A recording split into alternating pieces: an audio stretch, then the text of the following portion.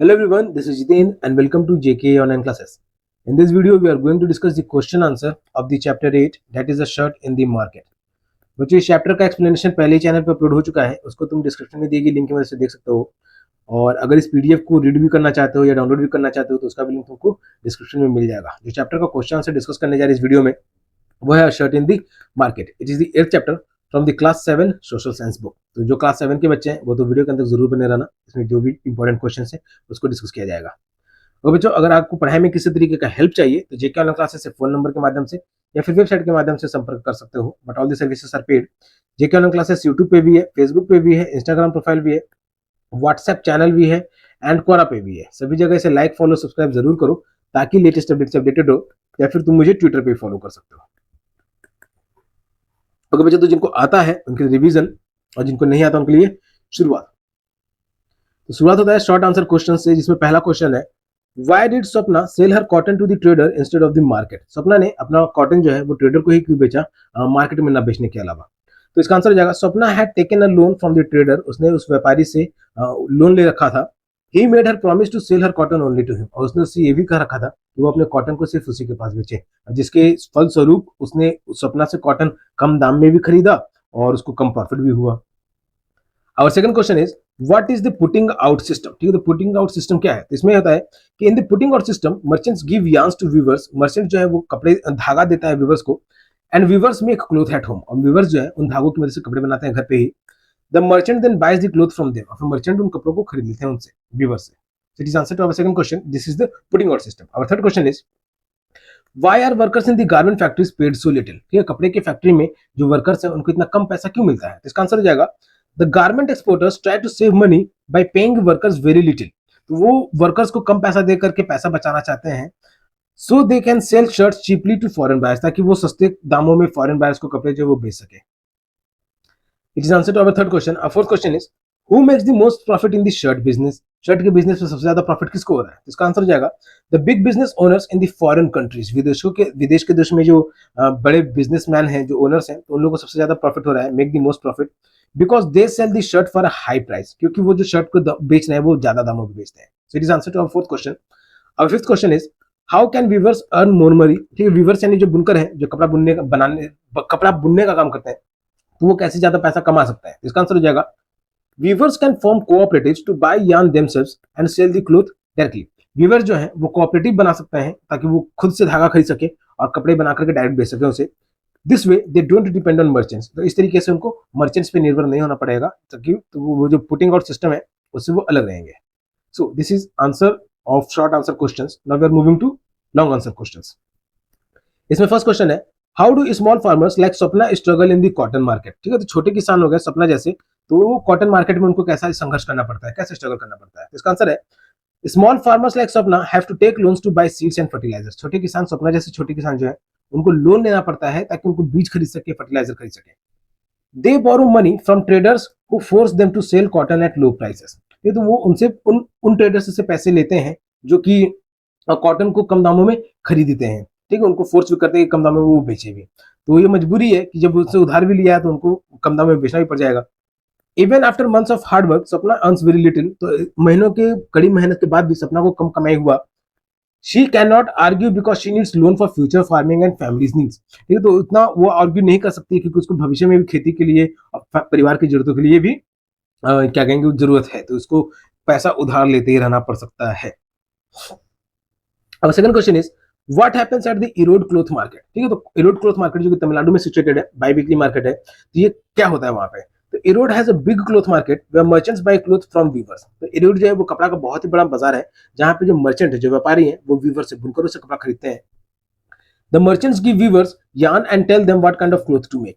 जो व्यापारी जो कपड़ा का ऑर्डर दे रहे हैं वो उन वीवर्स को कपड़ा धागा दे देते हैं और उनको बताते हैं कि किस तरह का कपड़ा सिलना है या किस तरह का कपड़ा बनाना है। The weavers work long hours but get paid very little. वो जो बुनकर हैं, जो कपड़ा बनने का काम कर रहे हैं, उनको बहुत देर तक काम भी करते हैं लेकिन उनको पैसा बहुत कम मिलता है। The merchant then sell the cloth to garment factories which turn it into shirts. और वो मर्चेंट बाद में इन कपड़ों को गारमेंट फैक्ट्रीज में बेच देते हैं, जहां पे वो लोग इसको शर्ट या जिस भी रिक्वायरमेंट का कपड़ा जरूरत होगा, ठीक है, पैंट होगा तो पैंट, जींस होगा तो जींस, उस तरह की चीजों में बनाते हैं उसको फिर। So it is answer to our second question. Our third question is how does the garment factory near Delhi work? Delhi के पास का जो गारमेंट फैक्ट्री है वो कैसे काम कर रहा है? इसका answer, the garment factory near Delhi turn clothes into shirts. वो जो गारमेंट फैक्ट्री है वो कपड़ों को शर्ट में बदल रहा है। Most workers are women and they are paid very little. अधिकतर वर्कर्स जो है वहां पे वो औरतें हैं और उनको पैसा भी कम मिल रहा है। Tailors gate 3000 per month. जो सिलाई करते हैं वहां पे उन फैक्ट्रीज में तो उनको एक महीना का 3000 मिलता है। While helpers earn very less, even less. ठीक है, तो और वहीं पे जो उनकी मदद करने वाले हैं वो तो उनसे भी कम पैसा कमाते हैं। The factory sells the shirts to foreign buyers at low prices to compete in the market. तो मार्केट में वो फैक्ट्री जो अपना भी पहचान बनाए रखे, तो इसके लिए जो विदेशी खरीदार हैं उनको कम दामों में ये सब चीजों को बेच देते हैं ये factories. Workers get very little money but factory owners make profits. तो लोगों को वहां पे जो मजदूर है उनको भले ही कम पैसा मिल रहा है, लेकिन फैक्ट्री ओनर्स जो है उनको अच्छा खासा प्रॉफिट हो जाता है, लेकिन कम होता है in comparison to those fire foreign buyers.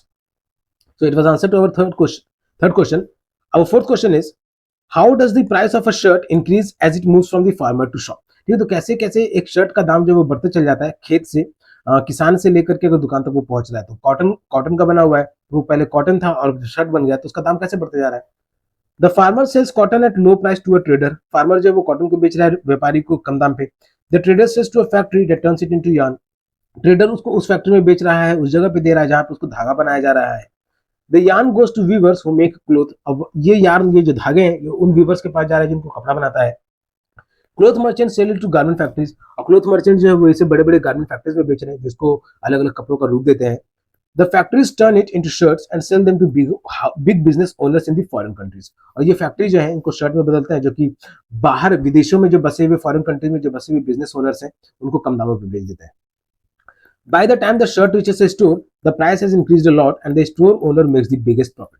और जिस समय तक वो कपड़ा, वो शर्ट जो है दुकान तक पहुंचता है तो उसका दाम बहुत बढ़ चुका होता है, और इस तरीके से जो बिजनेस ओनर है, जो शॉप का ओनर है, उसको सबसे ज्यादा प्रॉफिट मिलता है।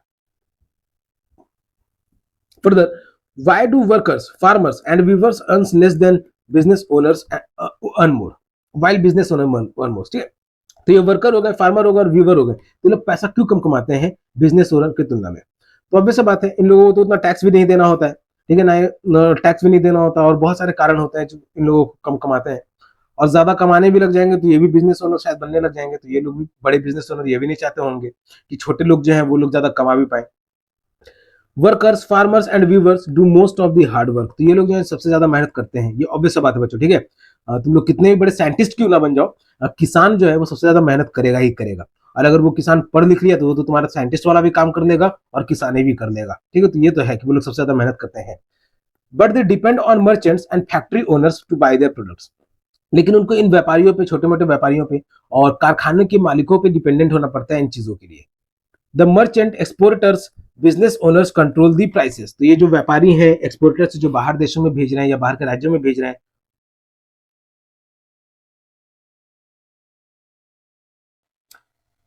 बाहर के राज्यों में जो भेज रहे हैं, तो इन लोगों को इन पे निर्भर होना होना पड़ जाता है, और ये लोग जो है दाम को अधिकतर कंट्रोल भी कर देते हैं। They pay very little to workers and farmers but sell the final product at high price. तो ये फार्मर्स से बहुत कम दामों में खरीदते भी हैं, ठीक है, और अपने मजदूरों को कम पैसा भी देते हैं, लेकिन बेचते हैं सामान को, जो फिनिश्ड गुड होता है उसको ज्यादा दामों में बेचते हैं। इट इज फैक्ट, ठीक है, उसको ज्यादा दामों में बेचते भी हैं वो लोग। This is why they earn much more. इसलिए उनको, उनका कमाई जो वो बहुत ज्यादा होता है। So this was the discussion of our long answer questions. Now we are moving to NCERT solution. इसमें फर्स्ट क्वेश्चन है, What made Swapna sell the cotton to the trader instead of selling at the Kunul cotton market? ये question का discussion पहले ऊपर किया जा चुका है बच्चों। ठीक है, Why did Swapna sell cotton to the trader instead of the market? चलो हम लोग देखते हैं यहाँ पे वेब। तो Sapna had taken a loan of 2500 from the trader to buy seeds and fertilizers. और डिटेल में यहाँ पे कि सपना ने जो है वो 2500 रुपए का उधार लिया हुआ था ट्रेडर से बीज और फर्टिलाइजर्स खरीदने के लिए। The trader made her promise that she would sell all her cotton only to him. और ट्रेडर ने उससे ये वादा करवा लिया था कि वो सारा का सारा कॉटन जो है उसी को बेचेगी। Because of this condition, she could not sell her cotton at the market, even though she could have gotten a better price there. तो इस वजह से वो कॉटन जो है बाजार में नहीं बेच पाई, जहां पे उसे और अच्छा दाम मिल सकता था। So it is answer to our first question. Our second question is, describe the conditions of employment as well as the wages of workers in the garment exporting factory. तो एम्प्लॉयमेंट का कैसा कंडीशन है इन garment exporting factory में, और उनके तनख्वाह के बारे में भी क्या कंडीशन है। Do you think the workers get a fair deal? क्या वर्कर्स को फेयर डील मिलता है? तो मैं तो ये कहूंगा कि किसी भी फैक्ट्री इंडस्ट्री में कोई भी वर्कर कभी भी सेटिस्फाइड नहीं रहेगा। ठीक है, कोई भी कभी भी नहीं रहेगा। वहां पे जो सबसे ज्यादा भी कमाने वाला भी होगा ना, तो उसको भी वो कमाई उसको वहां पे कम ही लगेगा। तो ये अलग अलग सिचुएशन, अलग अलग कंडीशन पे बेस्ड है। तो इसका आंसर वैसे जो थ्योरेटिकली जो आंसर याद रखना है आप लोगों को ये है कि most workers in the garment factory are women. अधिकतर वर्कर्स जो है गारमेंट फैक्ट्री में वो वुमेन है। और ये फैक्ट भी है। तुम लोग अगर सर्वे या रिसर्च करने में निकल जाओगे ऑन फील्ड में, अभी तो क्लास 7 में हो तो बच्चों अभी स्कूल तक में ही पढ़ाई करो लिखाई करो, लेकिन अगर सर्वे किया जाएगा तो गारमेंट फैक्ट्री में अधिकतर काम करने वाली है वो औरतें ही हैं। They are employed on a temporary basis, meaning they can be removed any time. और इनको टेम्पररी बेसिस पे रखा जाता है कि मतलब इनको कभी भी निकाला भी जा सकता है। They are paid very low wages, इनको कम तनख्वाह भी मिलता है। They work long hours under strict conditions, इनको घंटों तक बहुत देर तक काम भी करना पड़ता है स्ट्रिक्ट कंडीशंस में भी। Know the workers do not get a fair deal because they work hard but earn very little. तो ये जो वर्कर्स हैं इनको सही दाम नहीं मिल रहा है क्योंकि मेहनत तो बहुत कर रहे हैं और कम कमाई हो रहा है। तब एक ही बार में ये लोग फैक्ट्री का मालिक भी तो नहीं बन सकते हैं ना, तो कम कमाई हो रहा है। ठीक है, तो अपने आप को बच्चों अपने आप को मालिक की जगह पे रख के देखो। ठीक है, फैसिलिटीज भी दे रहे हो और कमाई की रिगार्डिंग भी है, तो भैया वो लोग अपना फैक्ट्री खुद खोल लें फिर जाकर के।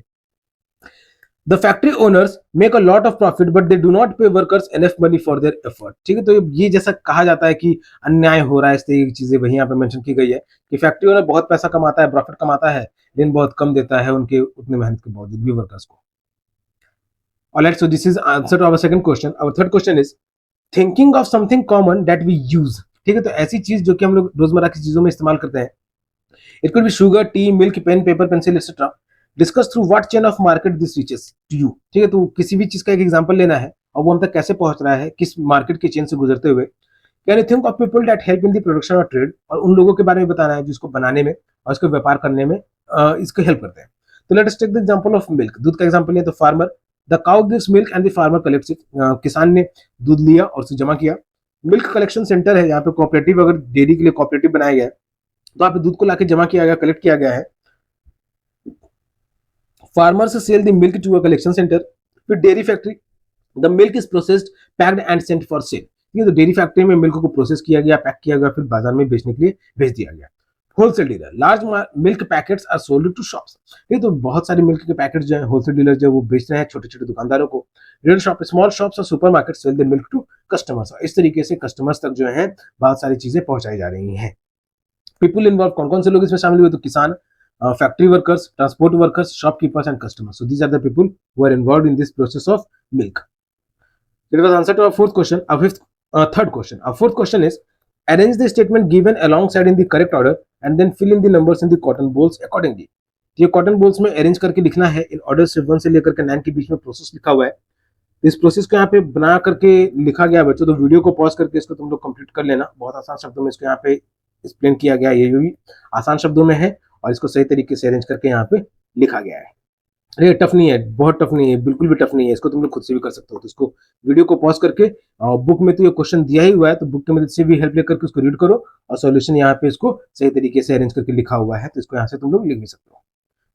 ओके बच्चों, सो this is the end of the chapter 8 question answer a shirt in the market. ठीक है, तो एक शर्ट की मदद से हम लोगों ने जाना कि कोई भी प्रोडक्ट जो है अगर फार्म से प्रोड्यूस हो रहा है तो खेत से लेकर के विदेश में भी सुपर मार्केट में कैसे बिक रहा है। ठीक है, तो ये यहाँ पे बस एक शर्ट का एग्जाम्पल लिया गया है।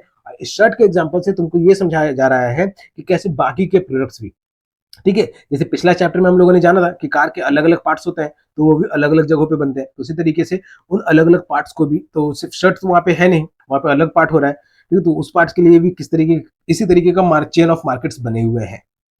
ओके बच्चों, तो अगर किसी तरह कोई परेशानी है तो किसी भी कमेंट में, किसी भी आर्टिकल में, वेबसाइट पे जाकर कमेंट कर लेना, उसका सवाल का जवाब मिल जाएगा तुमको। और किसी तरीके अगर पढ़ाई में हेल्प चाहिए तो जेके ऑनलाइन क्लासेस से फोन नंबर के माध्यम से या फिर वेबसाइट के माध्यम से संपर्क कर सकते हो, but all the services are paid. ठीक है, वीडियो में यहाँ तक बने हुए तो वीडियो को लाइक जरूर करना, अपने दोस्तों के साथ भी शेयर करना ऐसे, ताकि उन्हें भी पढ़ाई में हेल्प मिल सके। जेके ऑनलाइन क्लासेस यूट्यूब पे भी है, फेसबुक पे भी है, इंस्टाग्राम प्रोफाइल भी है, व्हाट्सएप चैनल भी है एंड कोरा पे भी है। सभी जगह इसे लाइक फॉलो सब्सक्राइब जरूर करो ताकि लेटेस्ट अपडेट से अपडेटेड रहो, या फिर तुम मुझे ट्विटर पे भी फॉलो कर सकते हो। ओके बच्चों, तो जिनको आता है उनके लिए रिवीजन और जिनको नहीं आता उनके लिए शुरुआत। तब तक के लिए keep subscribing, keep supporting, keep loving and keep learning. Thank you.